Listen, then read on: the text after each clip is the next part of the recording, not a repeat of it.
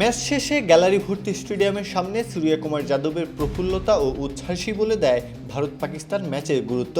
চিরপ্রতিদ্বন্দ্বী পাকিস্তানকে ৬১ রানের বিশাল ব্যবধানে ধুলোয় মিশিয়ে দিয়ে সূর্যা যেন এক বুক গর্ব নিয়ে ঘোষণা করলেন, এই জয় দেশের জন্য, এই জয় ভারতের জন্য। ম্যাচ শেষে সূর্যা অকপটে স্বীকার করলেন, পিচ মোটেও সহজ ছিল না।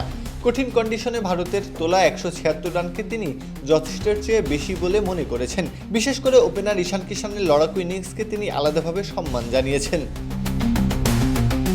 তিনি বলেন, আমরা যে ধরনের ক্রিকেট খেলতে চেয়েছিলাম ঠিক সেটাই মাঠে করে দেখিয়েছি। শুরুতেই অভিষেক আউট হওয়ায় পরিস্থিতি সামলে কেউ একজনকে দায়িত্ব নিতেই হতো, আর ঈশান সেটাই দুর্দান্তভাবে করেছে। অন্যদিকে হারের পর পাকিস্তানের অধিনায়ক সালমান আলী আগহা কোনো অজুহাত দেননি, বরং স্পষ্ট ভাষায় আঙুল তুলেছেন দলের স্পিন আক্রমণের দিকে।